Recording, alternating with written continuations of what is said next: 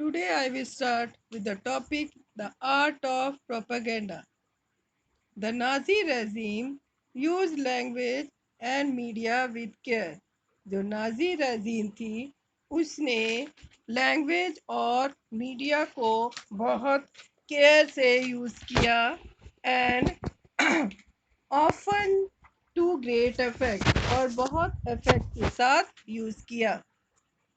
The terms they coined to describe their various practices are not only deceptive और जो उन्होंने terms use किए थे इस प्रैक्टिसेस को डिस्क्राइब करने के लिए वो इतने धोखा देने वाले नहीं थे. दे आर चिलिंग, वो बहुत ही चिलिंग थे. Nazis never use the word kill. Nazis ने कभी भी ये वर्ड यूज नहीं किया किल और murder in their official communication. Nazis ने कभी किल और मर्डर अपने ऑफिशियल कम्युनिकेशन में यूज नहीं किया. Mass killing were term special treatment final solution for the Jews. और मास किलिंग उन लोगों ने यूज किया था टर्म के लिए special treatment and final solution for the jews. Then euthanasia for the disabled, और जो डिसेबल थे उनके लिए एथुनीसिया वर्ड यूज किया था. सिलेक्शन एंड डिसइंफेक्शन वर्ड्स ये डिसेबल के लिए यूज किया था. Evacuation meant deporting people to gas chamber.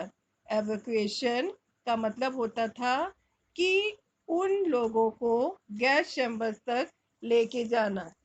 Do you know what the gas chambers were called?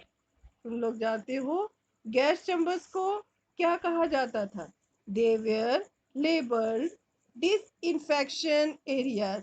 In gas chambers को डिसइंफेक्शन एरियाज कहा जाता था and looked like bathrooms equipped with fake shower head.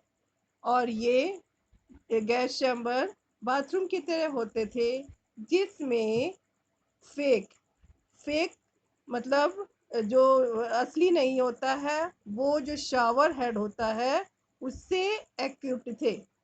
Media was carefully used to win the support for the regime and popularize its worldview. Media उस शासन प्रणाली के support को जीतने के लिए किया जाता था और पूरे जो वर्ल्ड है उसको पॉपुलराइज करने के लिए यूज किया जाता था. Nazi ideas were spread through visual images, films, posters, catchy slogans and leaflet. जो नाजी अपने आइडियाज को visual images, films, radio, poster, catchy slogan और लीफलेट के द्वारा करता था. In posters group identified as the enemies of the German. और poster group में ये आइडेंटिफाई किया जाता था कि जो जूस हैं वो जर्मन के एनिमीज हैं and they were stereotyped, mocked, abused and described as evil.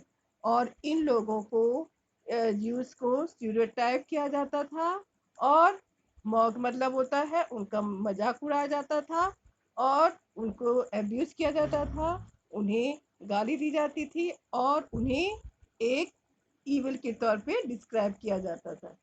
Socialists and liberals were represented as weak and degenerate. Socialist और लिबरल्स को वीक और डीजनरेट के तौर पे रिप्रेजेंट किया जाता था. They were attacked as malicious foreign agent. और उनको इस तरह से बताया जाता था कि वो दुर्भाग्यशाली, मैलिशियस मतलब होता है दुर्भाग्यशाली फॉरेन एजेंट्स है. Propaganda films were made to create hatred for Jews.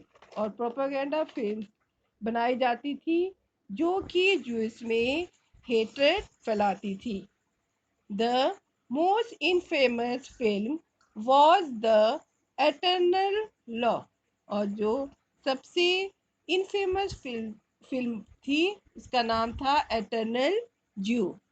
Orthodox Jews were stereotype and mark, और जो ऑर्थोडॉक्स जो कट्टर ज्यूज थे उन्हें स्टीरियोटाइप किया जाता था और उन्हें प्रॉपर तौर पे मार्क किया जाता था। They were shown they were shown with flowing beard wearing kaftar, और उन्हें इस तरह से दिखाया जाता था कि उनकी जो दाढ़ी है वो बहुत बड़ी है और वो कैफ्टन्स पहने हैं, मतलब फुल ड्रेस पहने हैं। Whereas in reality it was difficult to distinguish German Jews by their outward appearance because they were a highly assimilated community। मगर असलियत में ये बहुत ही डिफ़िकल्ट होता था ये पता करने में कि जो जर्मन जूस हैं वो अपने आउटवर्ड अपीयरेंस से उन्हें डिस्टिंग्विश करना बहुत ही डिफ़िकल्ट होता था, क्योंकि वो एक सोशल ग्रुप थे। They were refer to as vermin, rat and pest, और उन्हें वर्मिन कहा जाता था, छोटे जीव कहा जाता था, रैट्स कहा जाता था और कीड़े मकोड़े कहा जाता था। Their movements were compare to those of rodent, और उनकी जो मूवमेंट है वो मूवमेंट रोडेंट के साथ कंपेयर की जाती थी। Nazism work on the minds of the people, Nazism लोगों के माइंड में वर्क करती थी। दे ट्रैप्ड देयर इमोशन, और नाजीज उनके इमोशन को ट्रैप करती थी। And turn their hatred and anger at those marked as undesirable, और उनका जो हेट्रेड था और जो उनका गुस्सा था उसे अनडिजायरेबल के तौर पे मार्क किया जाता था। The Nazis made equal efforts to appeal to all different section of the population। Nazis ने इक्वल प्रयास किए और दूसरे डिफरेंट सेक्शन का जो सोसाइटी थी, and they sought to win their support by suggesting that Nazi alone could solve all their problem। और उनको ये सपोर्ट मिला और ये सजेस्ट किया कि जो नाजीज ही है जो उनकी प्रॉब्लम को सॉल्व कर सकती है।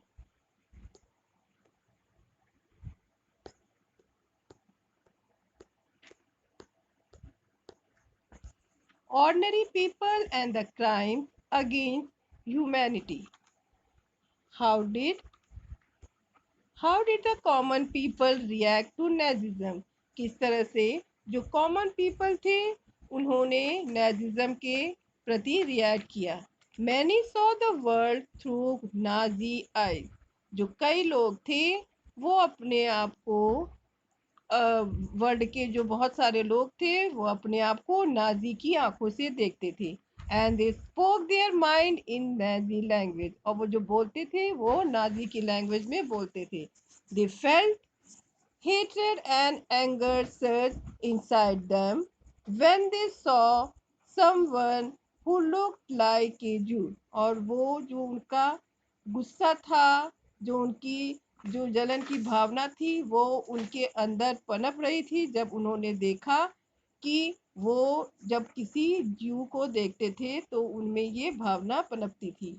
दे mark the houses They marked the houses of the Jews and reported suspicious neighbors, और जो ज्यूस के घर थे वो उनको इस तरह से दर्शाया जाता था कि वो उनके सस्पिशियस नेबर है, मतलब उनके सस्पिशियस नेबर है, वो ज्यूस को सस्पिशियस नेबर मानते थे। They genuinely believed Nazism would bring prosperity and improve general well-being। और वो ये विश्वास करते थे कि जो नाजिज्म है उनके लिए उन्नति लाएंगे और उनकी जो जनरल वेलबींग है उनके वेलफेयर के बारे में सोचेंगे। But not every German was a Nazi, मगर हर जर्मन नाजी नहीं था। Many organize active resistance to Nazism, braving police repression and death. और जो कई ऑर्गेनाइज एक्टिव रेजिस्टेंस थे नाजिज्म के, और कई जो पुलिस ब्रेव पुलिस थे उनको मार दिया गया। The large majority of German however were passive onlookers and apathetic witness. और जो मेजॉरिटी के जो जर्मन थे वो सिर्फ केवल निष्क्रिय दर्शक थे और apathetic witness.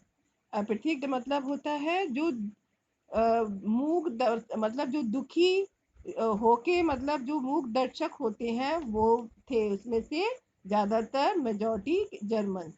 They were too scared to act to differ to protest. उनको मूक दर्शक इसलिए कहा गया क्योंकि वो बहुत ही डरते थे एक्ट करने से और नाजी के अगेंस्ट में प्रोटेस्ट करने से। They prefer to look away, और वो सिर्फ केवल उससे दूर रहना चाहते थे। Pastor निमोलर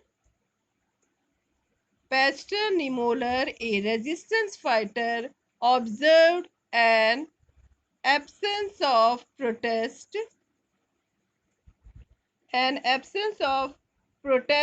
and uncanny silence amongst ordinary Germans in the face of the brutal।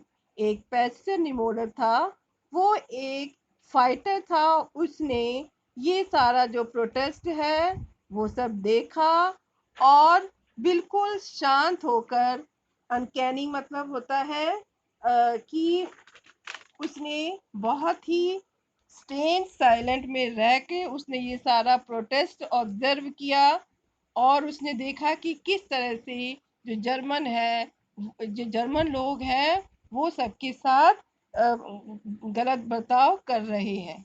And organize crimes committed against people in the Nazi empire. और उसने देखा कि किस तरह से जो नाजी एम्पायर के लोग हैं वो लोगों के अगेंस्ट में क्राइम कर रहे हैं। He wrote movingly about this silence. और उसने सब कुछ साइलेंट होके ये सब लिखा। What Jews felt in Nazi Germany is a different story altogether।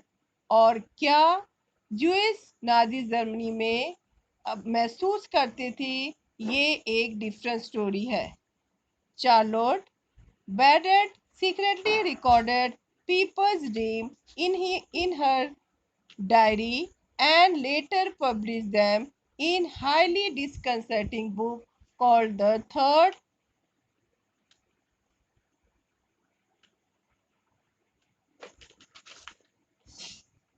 Third Reich of dream.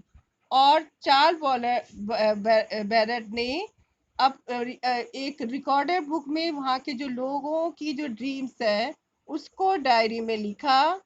इस बुक का नाम था थर्ड रेज ऑफ ड्रीम।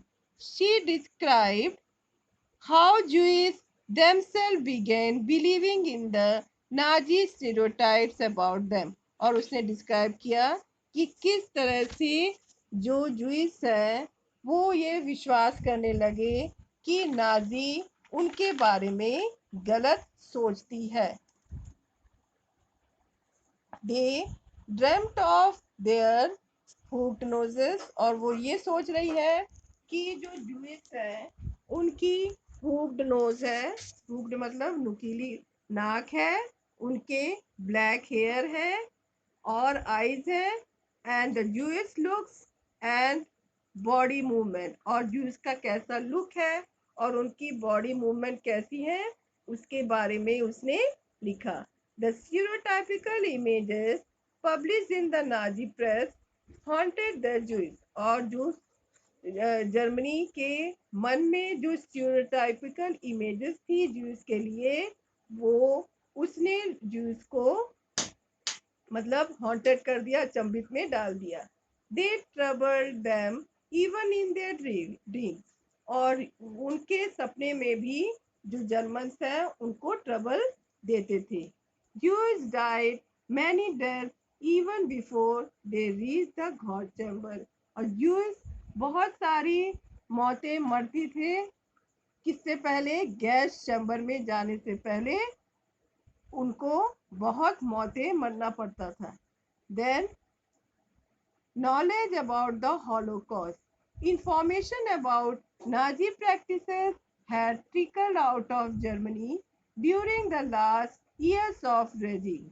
जो नाजी की जो प्रैक्टिसेस थी इंफॉर्मेशन के बारे में, उसने जर्मनी को पूरी तरह से जोड़ के रख दिया during the last year of the Nazi Germany's regime। But it was only after the war ended and Germany was defeated that the world came to realize the horror of what had happened। और जब war के बाद Germany जब defeat हुआ तो उसे realise हुआ कि कितना हॉरर वॉर में हुआ था और क्या क्या हुआ था। While the Germans were preoccupied with their own plight as defeated nation emerging the the Jews wanted the world to remember the atrocities and suffering they had endured during the Nazi killing operation। और जब German pre occupied हुआ तो उसने अपनी दुर्दशा देखी as a defeated nation. और वो जब वहां से जीत के आया तो जूस ने ये लोगों को याद दिलाया कि उनके साथ कितने अत्याचार हुए हैं और जूस ने कितनी सफरिंग झेली है। और they had endured during the time of the Nazi killing operations and also called the Holocaust।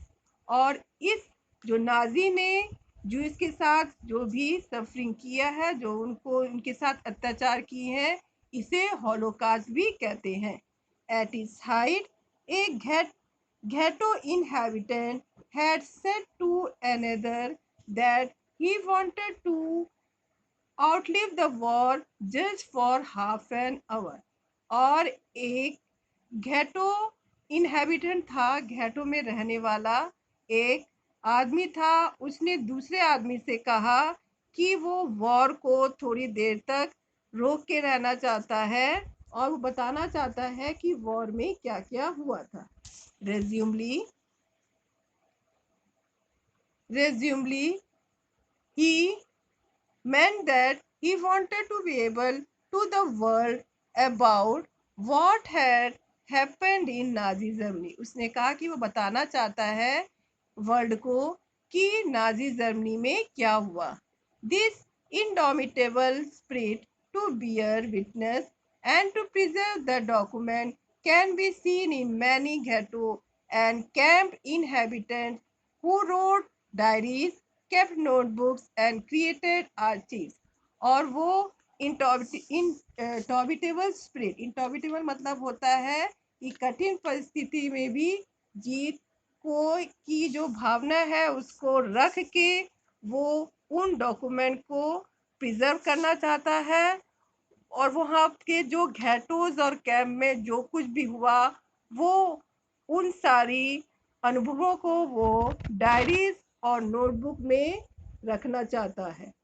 On the other hand, when the war seemed lost, the Nazi leadership distributed petrol to its functionaries to destroy all incriminating evidence available in office। और दूसरी तरफ जब जब war में वो लोग Nazi लोग हार गए, तो नाजी लीडरशिप ने पेट्रोल बांटा फंक्शनरीज में, जहाँ पे फंक्शनरीज होती हैं, और ये कहा कि जो भी सारे एविडेंस है ऑफिसर्स में, उनको क्या नाम है, पूरी तरह से जला दो.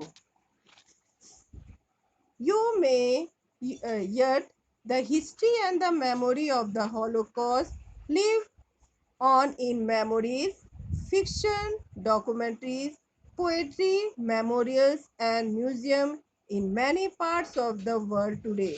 और जो हॉलोकॉस्ट की जो हिस्ट्री है और जो मेमोरी है, आज भी कई मेमोरीज में और कई काल्पनिक कहानियों में और डॉक्यूमेंट्रीज मतलब छोटी फिल्म में, पोएट्री में, मेमोरियल्स में, मेमोरियल मतलब होता है वो जो बिल्डिंग बनाई जाती है जो किसी की याद में बनाई जाती है, और म्यूजियम में ये सब जो हॉलोकॉस्ट है उसकी जो हिस्ट्री है वो इन सब में देखने को मिलता है in many parts of the world today. These are a tribute to those who resisted to it. और ये उन लोगों के लिए एक ट्रिब्यूट है, श्रद्धांजलि है, जिन्होंने इसके अगेंस्ट में फाइट किया. And embarrassing reminder to those, और एक ये एम्बेरसिंग रिमाइंडर है उन लोगों के लिए. एम्बेरसिंग मतलब होता है कि मेकिंग फील अनकंफर्टेबली. उन लोगों के लिए एक रिमाइंडर है, उन लोगों के लिए who collaborated, and a warning to those who watched in silence. उन लोगों के लिए एक रिमाइंडर है जिन्होंने इसको अनकंफर्टेबल तौर पे देखा, और जिन लोगों ने, उनके लिए वार्निंग है जिन्होंने साइलेंट होके जो देखा कि किस तरह से हिटलर ज्यूस के ऊपर अत्याचार कर रहा है. And here are the 2 letters that Mahatma Gandhi has written to Hitler. And you all read this letter.